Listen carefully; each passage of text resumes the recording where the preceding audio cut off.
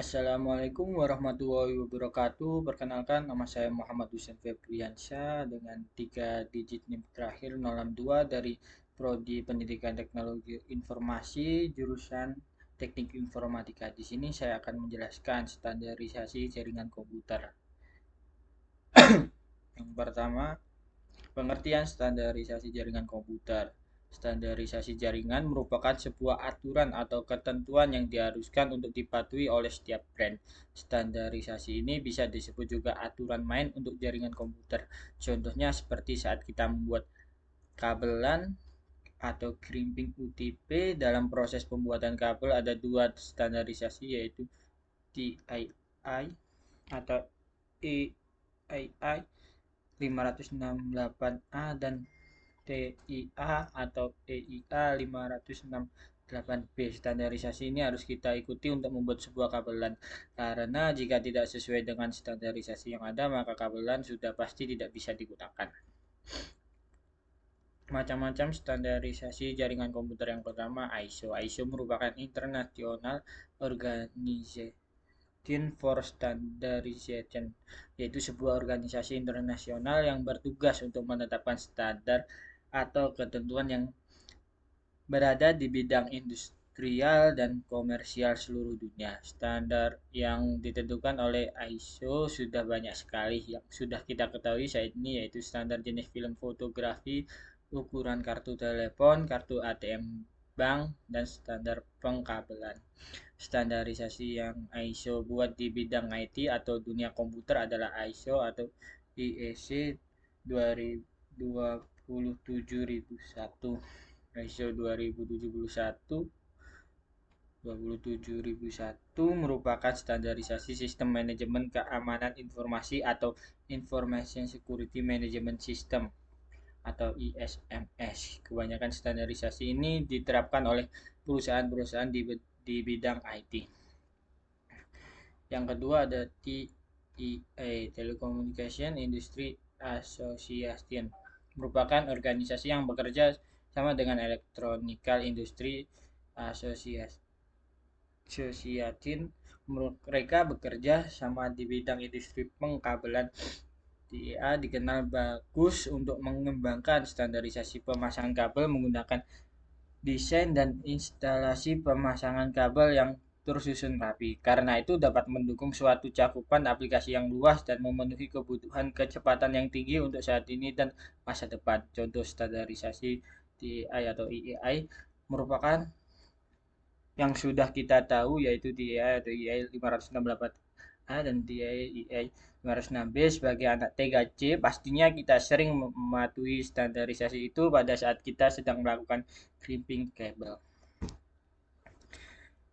IEEE, Telecommunication Industry Association, merupakan organisasi bekerja di SIEE atau Institute of Electrical and Electronic Engineering, merupakan organisasi internasional yang bertujuan mengembangkan teknologi untuk meningkatkan derajat kemanusiaan. Sebelumnya, IEEE memiliki kepanjangan yang di dalam bahasa Indonesia berarti Institut Insinyur Listrik dan Elektronik. Namun kepanjangan itu sudah tak lagi digunakan karena seiring berkembangnya bidang ilmu dan aplikasi yang diperdalam organisasi ini, sehingga kata elektronik sudah tak lagi digunakan. IEE mencakup pengembangan di bidang telekomunikasi, jaringan komputer, kelistrikan, elektrik, dan antariksa. Contoh di bidang jaringan komputer yaitu IEE 802 yang digunakan untuk Ethernet melewati akses LAN. Yang kedua IEE 802 D11 yang digunakan untuk wireless dengan akses LAN atau WiFi. IEE 802.16 digunakan untuk wireless tetapi dengan akses WAN atau WiMAX. Selanjutnya itu International Telecommunication Union atau itu merupakan organisasi yang bertujuan untuk mengatasi masalah telekomunikasi internasional PBB. Itu Perserikatan Bangsa-Bangsa menugaskan itu atau International Telecommunication Union Radio Communication Sector untuk mengatur penggunaan frekuensi radio secara global. Tujuannya untuk memudahkan hubungan perdamaian kerjasama internasional antar bangsa-bangsa dan pembangunan ekonomi dan sosial dengan menggunakan jasa telekomunikasi. Salah satu telekomunikasi yang dibuat oleh I2R yaitu APT Asia Pacific Telecommunication. Ini merupakan organisasi pemerintah Asia Pasifik yang dibuat oleh I2R. Situs dari APT bisa dibuka. IETF Internet Engineering Task Force atau IETF merupakan sebuah organisasi yang mempunyai wewenang untuk mengatur dan membuat protokol-protokol standar jaringan internet. IETF juga merupakan organisasi yang membuat protokol TCP atau IP Transmission Control Protocol atau Internet Protocol.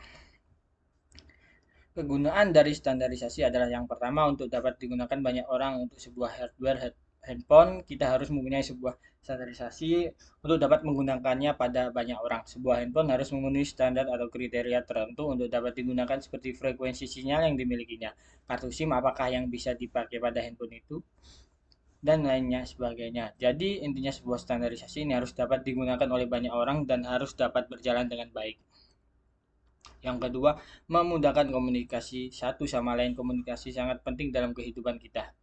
Kita ambil contoh, apabila terdapat sekumpulan komputer pada satu vendor A yang sama terhubung ke dalam sebuah jaringan lokal dengan protokol vendor tersebut, kemudian ada sebuah komputer lain dari komputer dengan vendor B ingin terhubung ke dalam jaringan tersebut yang tidak memiliki protokol dari vendor A, tentu komputer dari vendor B mengalami kesulitan untuk terhubung. Jadi, sebuah standarisasi harus dibangun dan diberlakukan secara umum untuk memudahkan komunikasi antara satu dengan yang lainnya. Yang ketiga, memudahkan dalam melakukan pekerjaan. Sebuah standarisasi bisa membantu kita dalam berbagai pekerjaan. Contohnya dalam pembuatan kabel jenis crossover dan strike.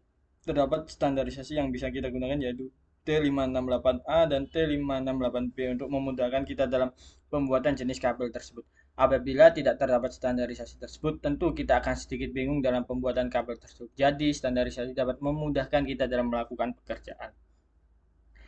Sekian, terima kasih dari saya. Jika ada salah kata atau omong, mohon dimaafkan. Wassalamualaikum warahmatullahi wabarakatuh.